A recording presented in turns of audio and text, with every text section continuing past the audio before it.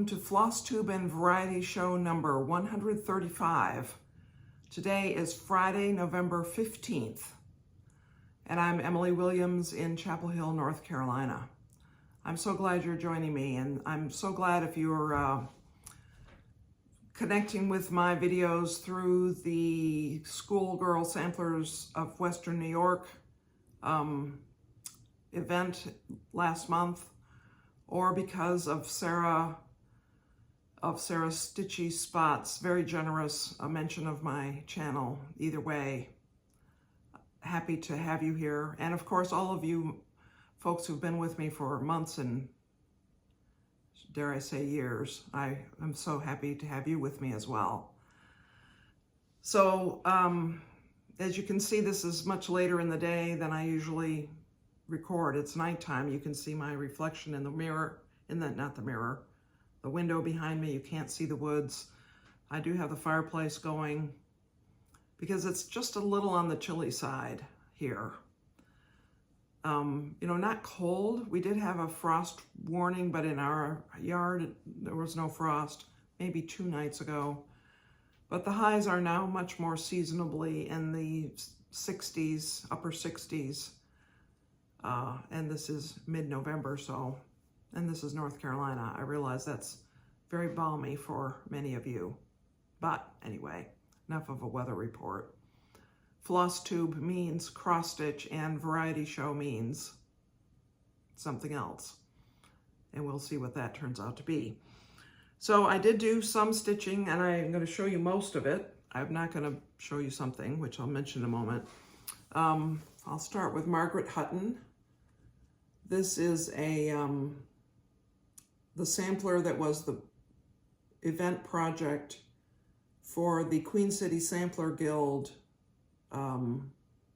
retreat workshop with Nicola Parkman in May of this year.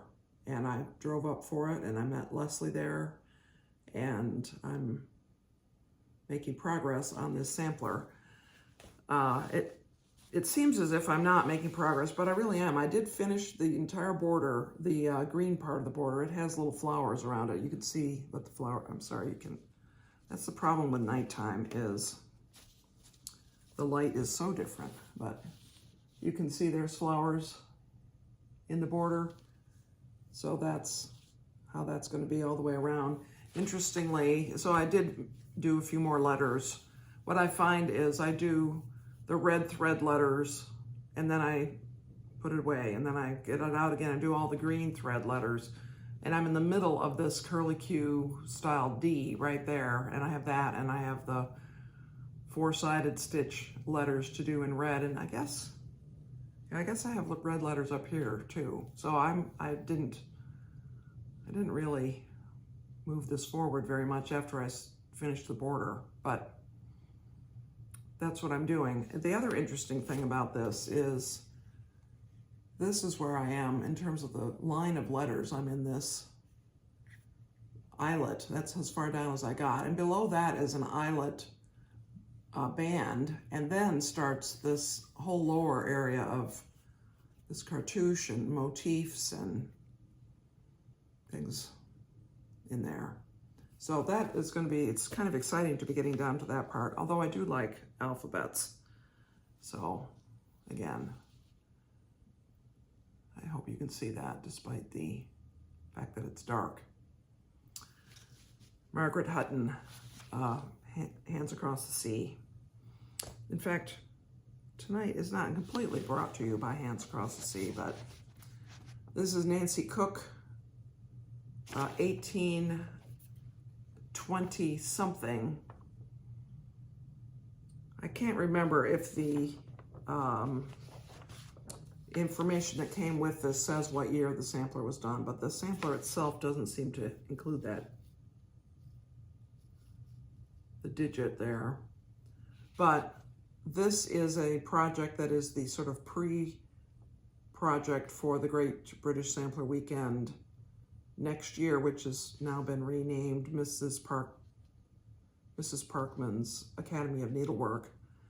But it's the follow-on, it's the third version, the third edition of the Great British Sampler Weekend.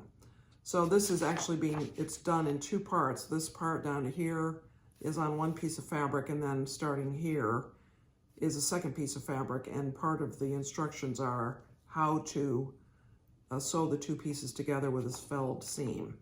So my goal has been to get the first half done. I'm really close. I have one more line below that. So this is going to say Nancy Cook, and then the next line says I am aged 13 years. And that becomes the bottom, that's the bottom line of the top section of the sampler. And then the bottom section of the sampler starts with this marvelous rice stitch alphabet. All of that is rice stitch. I'm looking forward to that. And then some other text there about her parents. And my plan was before today to finish at least this line, Nancy Cook, and maybe even finish this top half. But I got sidetracked because I accidentally spilled a bit of, well, we call it fizzy water, but it was like LaCroix or bubbly, that kind of flavored carbonated water on this the other day, and that made me run to the sink with it to rinse it. And then the linen was wet, and then I couldn't stitch on it with the linen wet. I had to wait for it to dry. So I hung it up to dry and got working on something else and never returned to that. And the something else that I worked on was Jane Greenoff. This is a Floral Hussif. I don't know how to say that. I'll have to learn. This is a project for a workshop that is a pre-workshop for the event. And it is something that you stitch the different parts of it, and it all folds up magically into this little sewing kit thing that has pockets and nice designs on it. And so this is how far I've gotten. Last time I had done this flower and the leaves, and so now I've done a little more. I thought I was going to get more done. I actually looked back at my notes, and there was one day that the only thing I did was to work on the thing I'm not going to show you. And at that, only 44 stitches. So, yeah. But this is really fun. I'm doing DMC. This is 36 count Dusty Road by Needle and Flax. And I'm doing it 2 DMC threads, 2 over 2. There is some back stitching and French knots in this, and I don't remember if there's any 1 over 1 or not, but 32 count. Did I say 32 count? That's what this is, 32. Which I had not, I haven't done 2 over 2 on linen in quite a while, and it's fine. I like the fact that it's DMC because it means I can use a loop start for my 2 over 2. And I know I showed this to you last week, and I don't know if you can see that there is some stitching right down here. So her instructions were to fold your fabric in half lengthwise, and then stitch a basting line all the way down the middle on the fold, following a line of the weave and stitching over, under 2 threads all the way down, and let that be the way the guide to placing the different elements, because sometimes there are, well, you can't see in this picture that I pulled out of the pattern, but there are gaps that you have to leave because it's the inside of something or it's the back of something, and so you don't stitch on that. You wait in a certain number of stitches down to start the next thing. So I did that. I spent one evening while we were watching football or something stitching that all the way down, and then when I started to stitch the flower, I totally ignored it. So I'm taking it out, and after I've stitched this top part, I'll figure out where my guideline is going to be for my own, what will make sense to me, and I will stitch it in. So I'm sort of taking it out as I go, but I don't know what I was thinking. There's a lot of back stitching in this, and there's also French knots. Did I already say that? And my plan is to do the back stitching as I go along.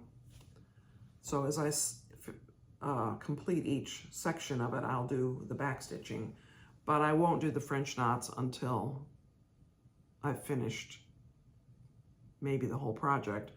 There are a couple things in this top part, the very first thing I'm stitching, which are a little butterfly or an insect, and they're made up entirely of, say, 3 French knots, which are the body of the insect, and then some straight stitches, which are the wings and antenna maybe.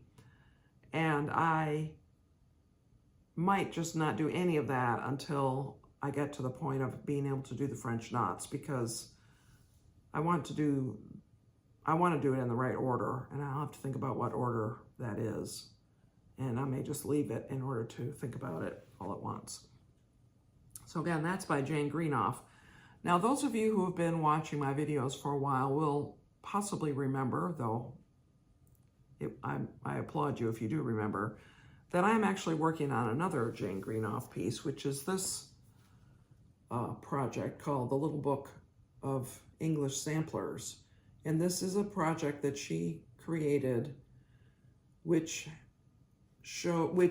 has little miniature sampler pages that represent different types of English samplers. And I started this, and this is the front cover right here, and this is the back cover of it.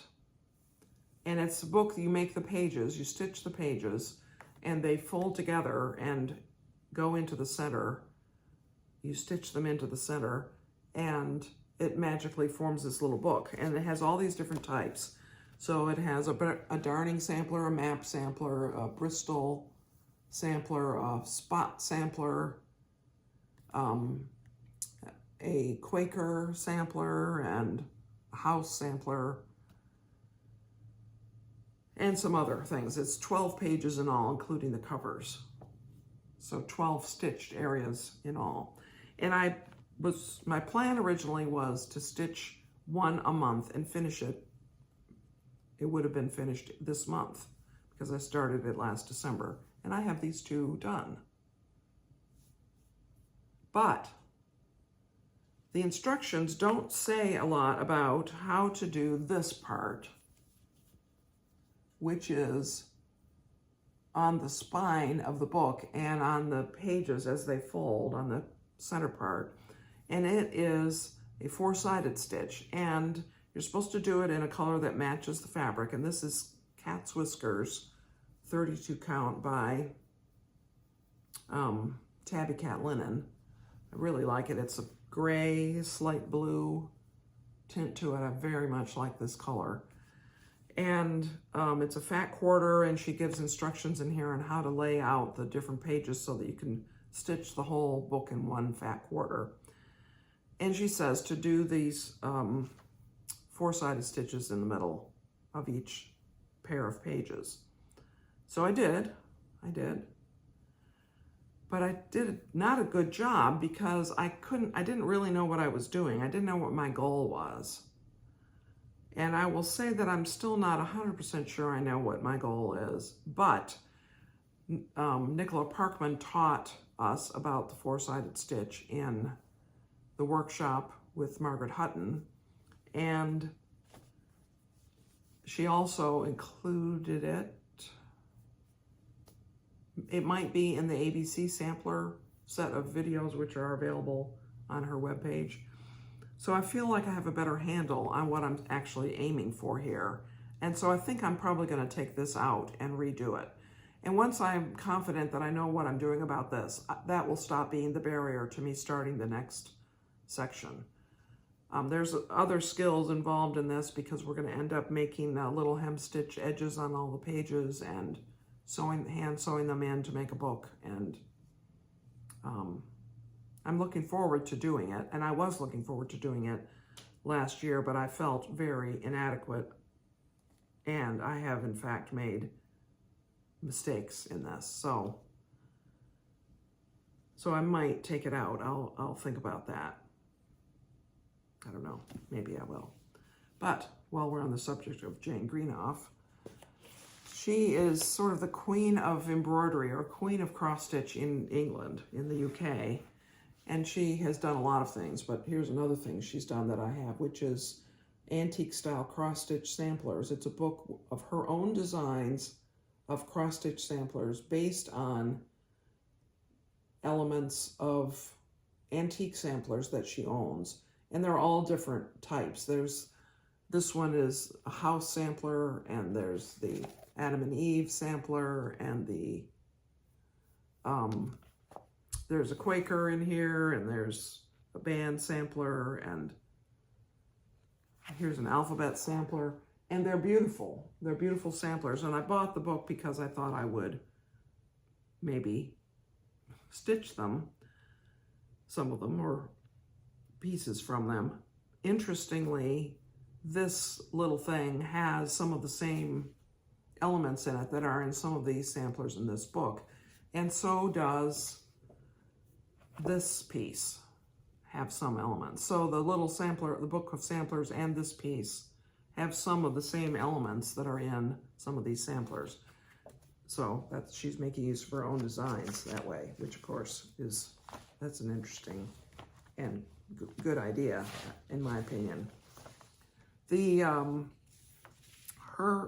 things are charted for Madeira silk, and there's a DMC conversion. And I'm using DMC for those, for both the Little Book of English samplers as well as this Hussif. What is that? Anyway. So I'm going to refer to my computer, which normally I have it open and I don't ever look at it, but I am going to today because I wanted to be sure that I said the things I wanted to say. Oh, what am I not showing you?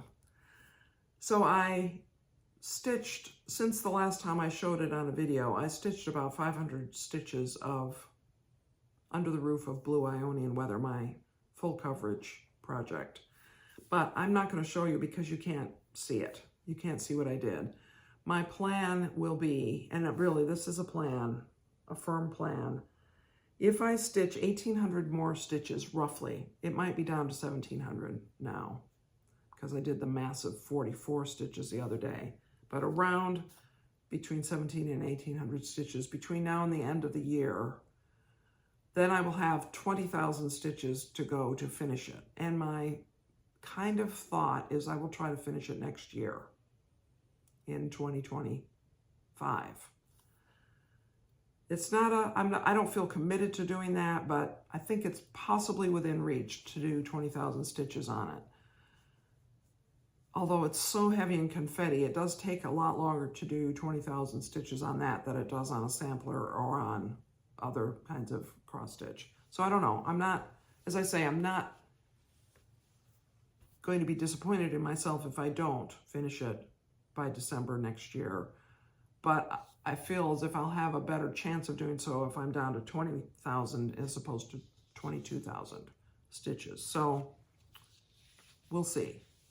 Therefore, in order to sort of achieve the 1,800 by the end of the year, I should stitch another 300 to 500 this coming week. So my plan will be to show it to you next week when it will have 800 or 1,000 stitches that you haven't seen.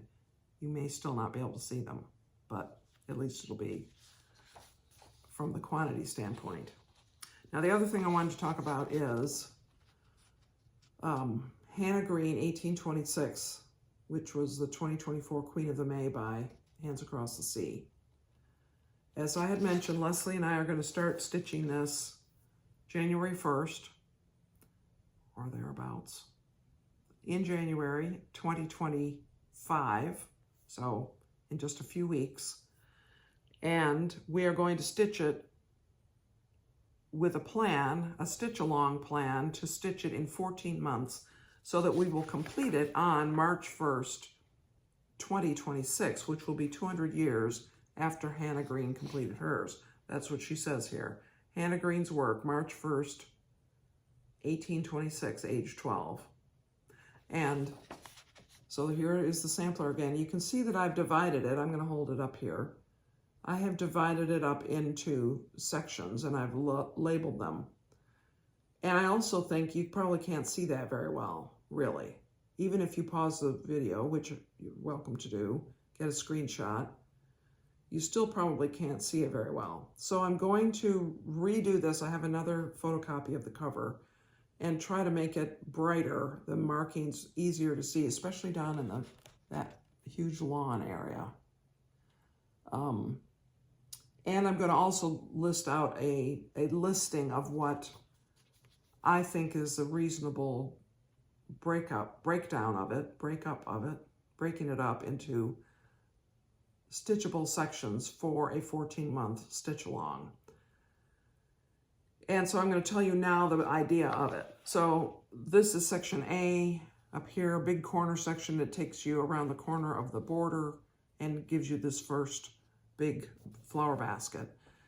Then B is down here, C is down here, and that gets us to the grass. Because if we don't start the grass, if we leave the grass till last, we might lose heart because there's a lot of it. So then there's section D is the first section of grass. And then E is back up here, E, F, G, H, I, J, and then K. Oh, K is this section of grass, and then L is the central part, and then M is the house, and N is these two side pieces that have the rosebuds and the, well, in one case I included the tree, and the other case I didn't. And so you may notice that that doesn't include the over one section here in the center, the verse, the Jesus permit thy gracious name to stand verse, or all these little birds, this flock of birds in the center. So what I envisioned was that you would do, I will do A, B, C in January, February, March. And then when I start D, which is full coverage, I will do the first line. Oh no, D, I'll do the first full coverage. Emily, get your mind in gear here. So this will be April, D will be April. And then in May, I will do E and the first line of Jesus permit, because you have to really have E in order to be able to place that first line of that poem, the verse. Then do F and do the second line. Do G and do the third line. And see, G is pretty small, so it's sort of a catch-up month. And then H, possibly do the fourth line. I, J, and so forth. So starting with E, do one line of the central written section per month, and then the birds is an eighth section. So there's 7 lines, 6 of the poem, 1 of her name, and then the last 8th one is the birds, and the very last part of what she wrote, which is years and the little wave pattern. And I think that if you start the verse in E, let me just count, E, F, G, H, I, J, K, L. Yeah, then there's time to finish all 8 of those over one sections as you're finishing these other sections going across the top and down on this side. So that seemed like a way to break up the over one, the solid stitching, and the maybe what many of us would think of as more fun border and floral motifs. Now, I don't expect you to grasp that by just screenshotting this or even by listening to me again. And I am going to go over it again in some future video. But what I think I'm going to do is I'm going to try to clean up the way I've divided it, the way that's marked, so that it's easier to read. And I'm going to take a picture of it, and I'm going to post it on Instagram along with the suggested scheme for the stitch along. Now, as you know, if you've done stitch alongs before, stitch alongs are, for many people, more aptly called start alongs. That's fine. If you don't have a goal to finish this by March 1st, 2026, 200 years after Hannah Green finished hers, perfectly fine. That's entirely up to you. There are no Sal Police, S-A-L, stitch along or start along. It's perfectly fine. If you are somebody who wants to do the border entirely first and then do the other things inside, and you don't want to do it in this order, perfectly fine. It doesn't matter at all to me what anybody does. When I set this out, I was thinking of my own way of stitching, which actually would be to do the border first, normally. But I didn't want to be left with all of this stitching down here. The solid stitching was the part that I thought would be more tiresome. I mean, the over one, I don't mind at all. You can do this however you like. And if you don't like the order, you like the breakups, but you don't want to do them in the order, or you want to break it up in a different way, of course, that's perfectly fine. The pattern, I didn't bring the pattern out, but it looks just like this. This is a photocopy of the cover. And you do it how you like. Leslie and I believe that she is going to do exactly what I'm doing, which is we're doing it on the recommended fabric, which is we're doing on 36 count. The model was stitched on probably 56 count.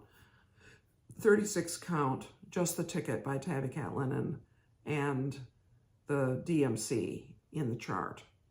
I happen to have the two colors of thread of 103 that are called for in the over one stitching, which is this verse. I can't remember, there may be other over one. And there's a tiny bit of back stitching actually. There's some little back stitch lines, I think, off of these flowers, these roses. And the bird's beak may be back stitch, I don't remember. But in other words, there may be some, it seems to me there are two colors that are involved in the over one. One is a blackish color, I think it might be black, and the other is a dark green. And I happen to have the two 103s that are called for already. And so I've put them in my project bag with this, thinking that when I get to the over one, I might use them instead of a single strand of DMC. But I'm going to be doing it in two DMC threads over two linen threads, I'm pretty sure, on just the ticket by Tabbycat, 36 count. I'm pretty sure that's what I'm going to do. I mean, I'll start it, and if I don't like the way it feels with 2 over 2 on 36 count, I might back it down to 1. But probably I'll be fine. This is sort of a warm-up to be working on this 2 over 2, although this is 32 count, so it's a little bit bigger. But anyway, that's going to start in January. I will post an Instagram post as soon as I get this cleaned up that will have more of the information. And I'm sure I'll bring it up again in these videos.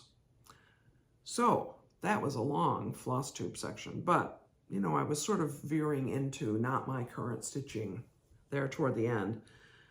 Variety show, I wanted to mention a Flosstube that I watch, I'll say from time to time, but Deborah puts out a video, I think monthly usually.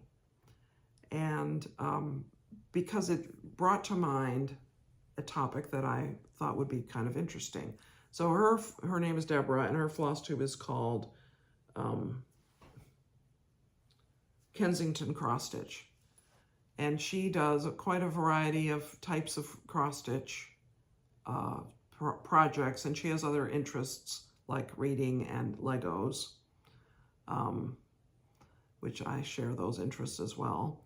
And she, and her most recent one, which I think was actually a month ago, but I came late to it, mentioned a book called Dead Wake by Larson, which is about the last voyage of the Lusitania. And I asked her in a comment whether she thought it would be a good book discussion book. And she said, well, maybe, and she gave some thoughts about that. But that made me think about the fact that our book club, which I've mentioned to you before, the 66 Dogs book club, we do read a variety of types of books. And in particular, we have read some nonfiction over the course of our life as a book club. And I was thinking about what does make a good nonfiction book for our book club. Because we don't read much nonfiction. In fact, we resist reading nonfiction. We would much rather read fiction. And I think I've mentioned before that we meet monthly. We schedule 10 books a year, 10 of the 12 months. So we will schedule 6 books for January through June, and then we will schedule 1 book for July and have August be blank. And we might have to make a shift at some point early in the year, which will mean the June and July books will end up in July and August instead. And then we schedule September, October, and November. And then December is a Christmas party, and that's coming up well, our November meeting is coming up next week, and our Christmas party will be in December, which is when Christmas is this year. Anyway, so... And in those 10 books, we try to schedule 1 classic, possibly 1 young adult novel, and possibly 1 nonfiction. Not more than 1 of those last 2. And if there's more than 1 that vies for our attention, we'll put the second one on a future consideration list. But over the past few years, we don't read a nonfiction every year, but we have read some that we liked that were very good discussion books for our book club. And I thought I would just tell you 3 of them that we've read. I would say the 3 that were the best for us. Some years ago, we read Seabiscuit by Laura Hillenbrand, which is about the famous racehorse, which was in the line older than, one of the ancestors to Man o' War, who was one of the maybe the greatest thoroughbred racehorse in America ever, in the history of thoroughbred racing. And that was very interesting because of the social history of its era, of the era of Seabiscuit, which was in the 1930s. Sort of when America needed some good news and something fun and exciting to focus on besides the difficulties of the Great Depression. And we liked that book, Seabiscuit by Laura Hillenbrand. By the way, the names of these books and their authors and Deborah's channel, Kensington Cross Stitch, are in the description field along with all the other things I talk about. We also read The Boys in the Boat by Daniel James Brown. And that, I think that is, well, I know, it was set in the 1930s also. I mean, it took place in the 1930s. It focuses on 2 or 3 of the university students, University of Washington students, who were in the U.S. Olympic rowing team that went to the 1936 Berlin Olympics, which was on the eve of World War II. It was a big showcase. Hitler was using it as a showcase for the greatness of Germany and the so-called Aryan race and his beginning of his Nazi empire. But our American boys from Seattle, Washington, first of all, they had to beat the Easterners in rowing in order to become the Olympic team, and then they went to Berlin, and you'll have to read the book to find out what happened. But so it focuses on a few of those boys in particular, and the coach and the boat maker and that sort of thing. Very, very good book. again, we enjoyed discussing it. And interestingly, I have relatives who live in Seattle, and Union Lake is right there that they row on, and the weather in Seattle is not ideal for rowing. And it's very interesting from that aspect. And then the third book that we read and enjoyed discussing was called Code Girls by Liza Mundy. And that is the story of the women who were involved in the code-breaking operation here in the United States during World War II. And it focuses primarily on the group who were part of the Navy that were stationed in, I think, Washington, D.C., or maybe it was Boston, somewhere here in the East. It mentions the group who were involved with the Army, who were stationed in California and were more involved in the Pacific Theater code breaking. But it was very interesting because that took place, of course, in the 1940s during World War II. But it follows 2 or 3 particular women who were recruited to this and became the code breakers. And it describes what they did, what their actual role was, how they went about their jobs in figuring out how to detect or how to decode the German codes. And one of the interesting things about that book is the timing of it. So in 1941, we got involved in the war, and these young women were recruited at that time. And they were recruited from colleges where they had studied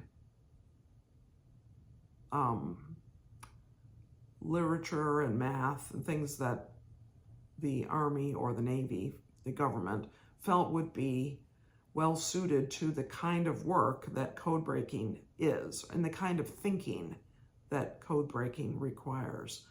And they were solicited and invited to try out, essentially, by letter after they graduated from college. And so these women graduated from college in the early 1940s, in 1940 or 1941, most of them. So the thing that was interesting to me about it is, first of all, of course, it's, I think, a fascinating part of history, and I'm interested in codes and ciphers because it's a puzzle to solve. But also, the characteristics that those women had were the same things that I would describe my mother as having had. But my mother was 10 years younger than these women were. So she graduated from college in 1950, and they graduated in 1940, 1941, around there. And I think to myself, if my mother had been 10 years older, well, she wouldn't be my mother, or I wouldn't be me, or I would be 10 years older, depending on what you want to say about that. But if she had been 10 years older, she might have been one of those women, because her mind would have totally been suited to that kind of work and that kind of thinking. She enjoyed solving puzzles and problem solving in general. She was very smart that way. She liked ciphers. She liked figuring out the best way to do things. And she was, well read and interested in reading and studying.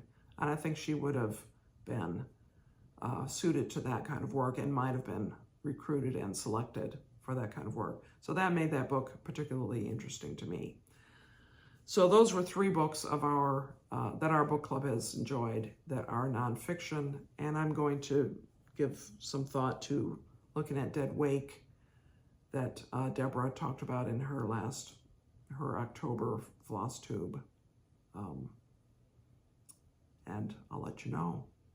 So anyway, that is my video for tonight. That's what I had wanted to talk to you about. Thank you so much again for joining me. I hope that you've found something interesting.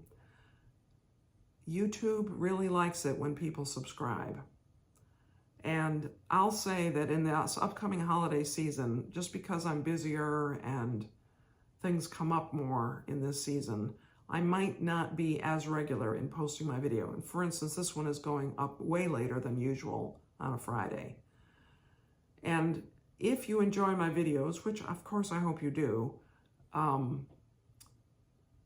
you might benefit from subscribing and clicking that notification bell so that if I'm out of schedule, out of sync with Fridays, you will know, you'll be notified that I have posted a new video, because of course I don't want you to miss one. And I know we're all getting into the busy season. I will make a video next week, and I won't the following week being Thanksgiving.